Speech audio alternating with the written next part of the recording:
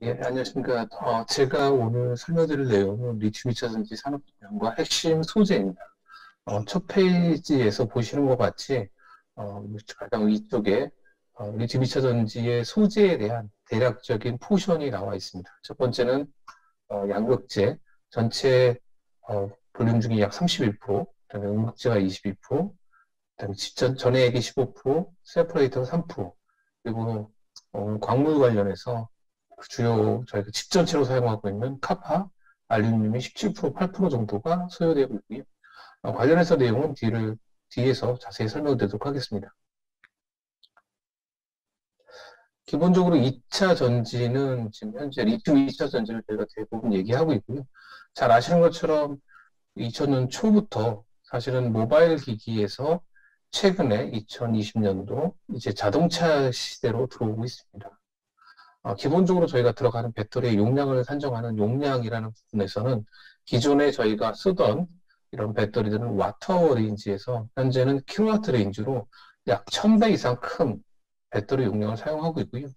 향후에는 메가와트 아워라고 해서 실제로는 자동차보다 1000배, 모바일 기기보다도 100만 배 이상의 큰 용량의 배터리들이 앞으로 사용될 것으로 예상됩니다.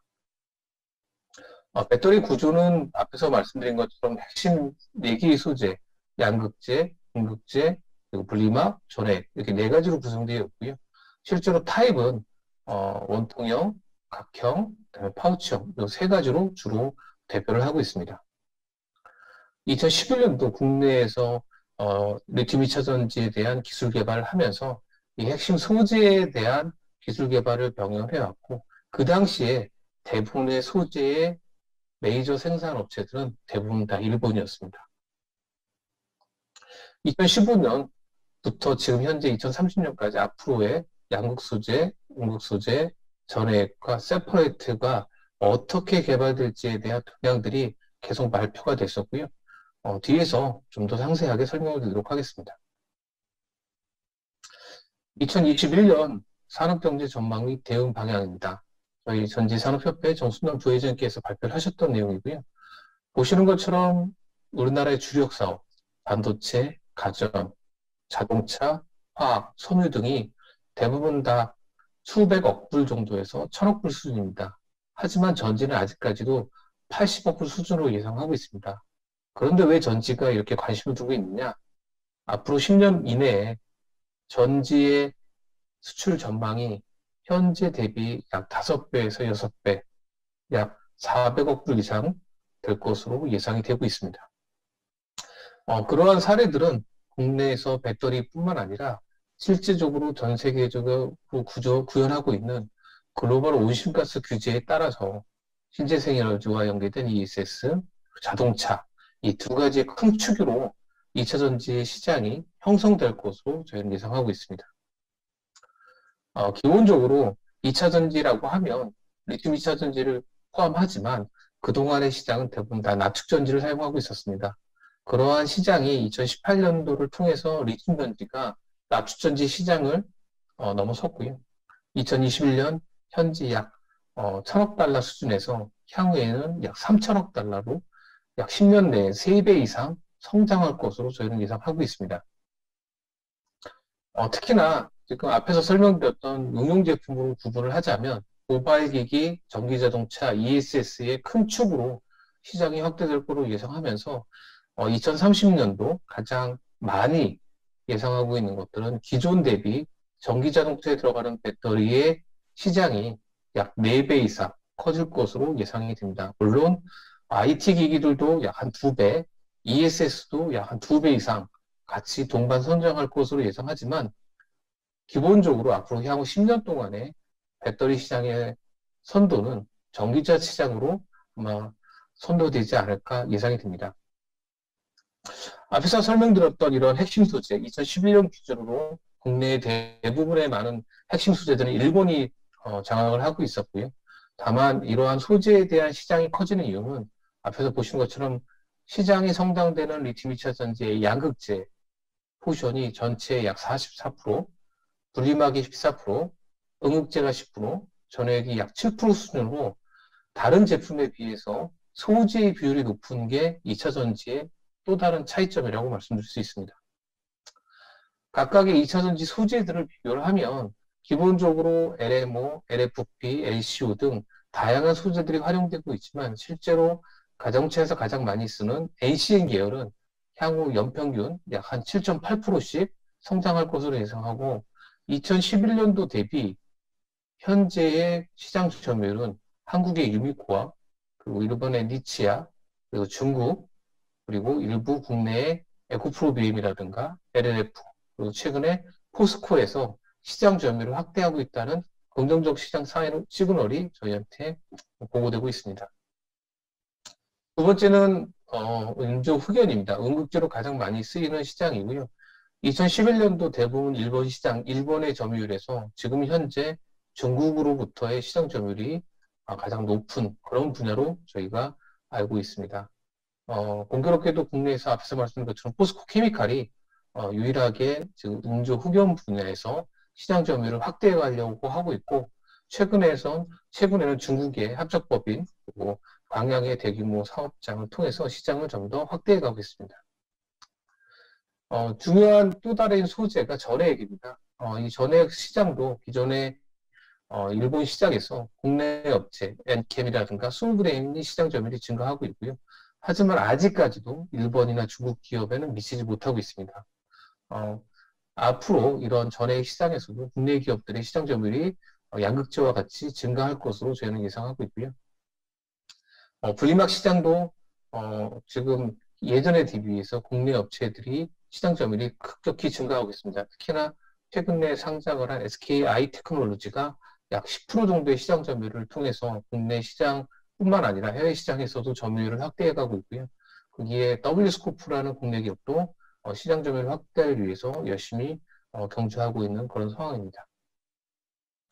앞에서 말씀드린 것들 외에도 추가적으로 국내의 2차 전지 안에는 양극재와 음극재를 결합하는 바인더라든가 도전재 시장도 돈방은 선정할 수 있을 거로 저희는 예상을 하고 있습니다.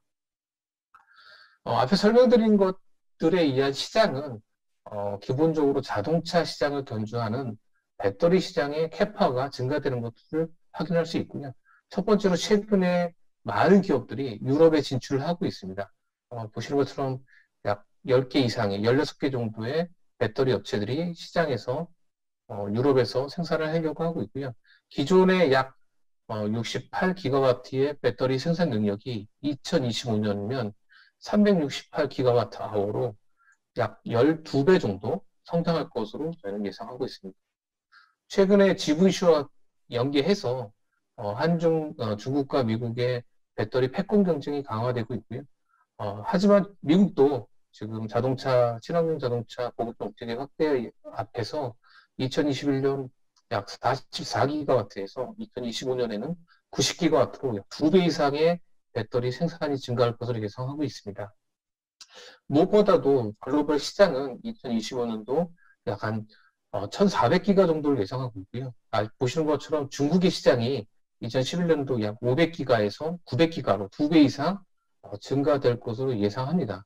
앞에 제가 설명드린 것처럼 소재 시장 또는 배터리 시장이 커지는 이유는 보시는 것처럼 전기자동차에 들어가는 배터리 시장이 중국으로부터 유럽, 미국까지도 확대되고 있는 그런 환경 속에서 소재의 시장도 돈방선장할 수 있을 거라고 저는 예상하고 있습니다. 2차 전지의 트렌드입니다. 2차 전지가 아직은 국내 주력 사업으로 12대 주력 사업에 포함되지 않고 있지만 미래 시장 전망이 밝기 때문에 현재 대비 약 5배 이상 시장이 성장된다면 국내 12대 주력 사업 하나로 자리를 매김할 것으로 판단하고 있고요. 그러한 노력을 위해서 국가별로는 기술 개발과 기업의 육성, 그리고 산업 통계 자료들이 앞다투어 나타나고 있습니다. 가장 기본적으로 기술 개발이라고 하면 미국의 US 드라이브라고 하는 전기 자동차 시스템 안에서 앞으로 전기 자동차용 배터리의 목표를 킬로와트당 약 75불 정도 목표로 기술 개발을 하고 있습니다.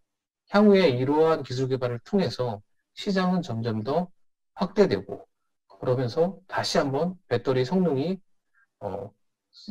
수요처가 다시 증가되는 그러한 순환 전략적 생태계가 만들어질 것으로 예상하고 있고요.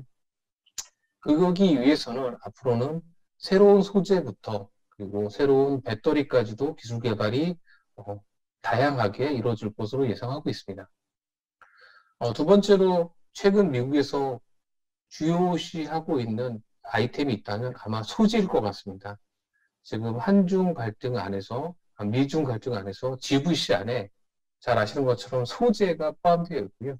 특히나 가장 핵심이 되는 코발트 소재는 전 세계적으로 가장 많은 양이 코발트에서 채굴이 되고 마이닝을 거쳐서 배터리 업체들로 그렇게 이동을 하고 있습니다. 그래서 이러한 소재들의 스트림 이동 형태를 통해서 어떠한 국가나 어떠한 기업들이 이런 소재를 핸들링하고 이동을 하고 어떻게 하면 이러한 배터리 업체에서 발생한 이 소재들이 다시 한번 재활용될 것인지 검토를 하고 있고요. 결국 전기자동차 들어가는 코발트의 양이 전 세계적으로 중국에서 가장 많고 유럽, 그다음에 미국, 기타 다른 지역으로 확대되고 적용되고 있다는 것을 저희가 알 수 있습니다. 두 번째로 저희가 봐야 될 기술적 트렌드는 앞에서 말씀드린 코발트의 희소 수정이라든가 또는 가격적 문제 그리고 콩고에서 채굴에 발생하는 아동 학대 문제로 인해서 최근에는 코발트 대신에 니켈이나 망간의 함유율을 높이는 그런 소재 개발이 이루어지고 있고 앞으로 지금 현재 811 수준에서 NCM955, 리튬 메탈이라든가 리튬 설퍼를 쏘는 차세대 전지 쪽으로 소재가 확대될 것으로 예상합니다. 하지만 종국에 발생할 수 있는 리튬 메탈이나 설퍼는 기존에 있는 소재를 대신하는 전고체 전지에서나 일어날 수 있는 게이기 때문에 앞으로 실제로는 2030년 이후가 될 것으로 예상을 많이 하고 있습니다. 두 번째는 리튬입니다. 가장 핵심인 리튬은 현재 아르헨티나에서 가장 많은 양이 발생하고 있고 그다음에 칠레, 그다음에 차이나 이런 나라에서 채굴이 되고 리파이너를 거쳐서 그리고 배터리에 적용이 된 뒤에 배터리를 통해서 전기자동차에 부착이 돼서 판매가 되고 있습니다. 결국 이런 원재료의 흐름을 통해서 실제로 경쟁력을 받을 수 있는 부분들 또는 글로벌 밸류 체인 안에서 서플라이 체인을 어떻게 구축할 것인지에 대한 부분들이 지금 많이 노력이 되고 있고요. 2045년 아마도 코발트의 수요는 현재보다는 약 5배 이상 증가될 것으로 예상이 되면서 동시에 추가적으로 필요한 분야가 있다면 아마도 리사이클 분야가 각광을 받을 거로 예상을 합니다. 2045년 미국에서는 현재 생산되는 양 수준만큼의 리사이클로 코발트를 확보하겠다는 전략을 수립하고 있습니다. 리튬입니다. 현재 리튬의 가격은 코발트보다는 낮지만 앞에서 설명드린 것 같이 리튬의 함량이 많아지는 전기자동차 배터리로 기술 개발이 된다면 기존 대비 약 20배 이상의 수량의 수요의 증가가 2045년까지 발생할 것으로 예상합니다. 결국 이러한 원재료에 대한 광물에 대한 수요가 결국 향후에 광물 확보 전략으로 갈 수 있기 때문에 그런 부분을 미연에 방지하기 위하여 사실은 이 리사이클이 다시금 기술 개발의 중요한 핵심이 될 것으로 예상하고요. 현재보다도 약 3배 이상 많은 양을 리사이클로도 충분히 확보할 수 있을 거로 예상을 하고 있습니다. 그래서 미국은 R&D를 통해서 리셀이라는 리사이클 기술 프로그램을 만들고 있고 최근에는 2019년도부터 상금을 걸어서 리사이클을 효과적으로 할 수 있는 그러한 기술 개발에 역점을 두고 있습니다. 국내에서도 차세대 전지에 대한 많은 기술 개발이 이루어지고 있고 금년에 이 전고체 관련된 많은 과제들이 실제로 런칭을 했습니다. 아마도 리튬 전지가 갖고 있는 한계 그리고 리튬 전지가 갖고 있는 에너지 밀도의 향상을 그런 전고체 전지로 극복하려는 게 한국의 대표적인 기술 개발 트렌드라고 말씀드릴 수 있고 중국은 그동안 2차 전지가 리튬 2차 전지가 1990년도부터 2035년까지 앞으로 어떻게 변화될지를 하나의 큰 맵으로 표시를 했습니다.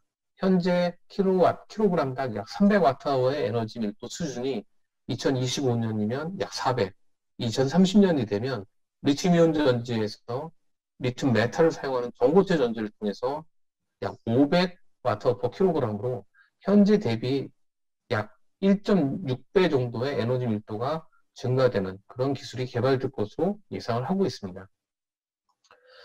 최근에 관련돼서 테슬라라는 기업도 생산 용량을 앞으로 약 10 테라와트 아워로 생산을 늘리겠다고 하고 있고, 결국 이렇게 생산이 증가되는 부분들은 대부분 다 배터리 수요와 같이 이루어질 것으로 예상하고 있고요. 현재 기존의 U2680 셀에서 4680 셀로 원통형 전지의 대량 생산을 아마 이루어질 것으로 예상을 하고 있습니다. 기술적 트렌드 안에서 기존에 저희가 하고 있는 바인더 베이스에서 수계 베이스로 아마 기술적 에너지 밀도를 높이는 노력을 많이 할 것으로 예상이 되고 있고요. 특히나 이런 리튬이온 셀이 이동이 실제로 생산이 되는 곳과 소비되는 곳이 차이가 많이 발생합니다. 잘 아시는 것처럼 그동안 대부분의 배터리는 아시아 지역의 일본, 한국, 중국을 통해서 생산이 되어서 유럽이나 미국으로 자동차 회사를 통해서 이동을 했다면, 앞으로 이런 부분들에 있어서 글로벌 이동, 생산지와 소비지의 동일화가 아마 가시화될 것으로 예상이 되고 있습니다. 특히나 유럽에서 많은 배터리 기업들이 또는 자동차 기업들이 생산을 출시하면서 수요도 동시에 유럽에서 광물에 대한 수요가 증가될 것으로 예상을 하고 있고요. 대표적인 업체들이 노스볼트라든가 중국의 CATL, 그리고 테슬라, 이런 기업들이 아마 본격적으로 유럽에서 생산을 할 것으로 예상을 하고 있고, 그에 뒤지지 않기 위해서 국내 기업들도 LG캠이라든가 삼성 SDI, SK이노베이션이 전체적으로 약 100기가와트의 생산 캐파를 유럽에 구축할 것으로 예상이 되고 있습니다. 앞에서 설명드린 것들 외에도 2025년까지 전 세계적으로 기존 대비 약 4배 이상의 용량의 배터리 생산이 유럽에서 증가될 것으로 예상하고 있고, 생산 축이 그동안 아시아에서 아마 유럽으로 많은 이동이 이루어질 것으로 저희는 예상을 하고 있습니다. 결론을 말씀드리자면 아마 이러한 그 2차 전지의 가장 큰 이슈는 결국 현재 전기자동차의 판매와 그다음에 셀업체의 수익률, 그리고 추가적으로 IT라든가 ESS에 대한 새로운 시장이 2차 전지의 성장의 가시화를 좀 더 보여주지 않을까 생각을 하고요. 이러한 부분에 있어서 가장 중요한 이슈는 결국 전 세계적으로 추진하고 있는 탄소 배출에 대한 규제, 그리고 그거에 동일시되는 보조금의 지급이 같이 이루어질 것으로 저희는 예상을 하고 있습니다. 2차 전지는 2014년도부터 국내 기업들이 중국과 유럽, 미국, 여러 가지 보조금 관련된 사례들이 발표를 겪으면서 많은 어려움이 있었고, 최근에 전기자동차의 보조금을 폐지했던 중국도 전기자동차 시장 경쟁률이 한국이나 미국에 뺏기면서 다시 보조금을 주는 정책으로 다시 돌아섰습니다. 하지만 앞으로는 아마도 전기자동차가 기존 자동차 시장에 대세로 돌입을 한다면 실제로 전기자동차의 생산 속도는 더 빨라질 것으로 예상을 하고 있고요. 미국에서 추진하고 있는 글로벌 밸류 체인 안에서 국내 기업이 갖고 있는 경쟁력이 미국 시장의 경쟁력으로 고스란히 다시 반영이 될 것으로 보고 있고, 특히나 유럽에서 중국의 배터리를 규제하기 위한 다양한 규제가, 제도가 만들어지고 있습니다. 그 가장 첫 번째가 카본 풋프린트라고 하는 생산에서 발생되는 이산화탄소에 대한 디클레어를 통해서 생산에서 발생하는 이산화탄소를 줄이겠다는 게 유럽의 규제의 첫 번째 축이고요. 두 번째는 리사이클을 통해서 재활용을 한 소재를 통해서 친환경 소재로서 배터리를 활용하겠다. 그래서 2030년까지는 전기자동차에 들어가는 배터리의 코발트 재활용률은 20%, 그다음에 리튬은 10%, 니켈은 12%, 앞으로 만드는 제품에 대한 환경 규제를 강화하겠다는 게 유럽의 가장 큰 특징입니다. 아마 저희 나라도 아마 이러한 환경에 맞도록 기술 개발과 산업화가 동시에 이루어져야 되지 않을까 싶습니다. 예, 제 발표는 이것으로 마치도록 하겠습니다. 감사합니다.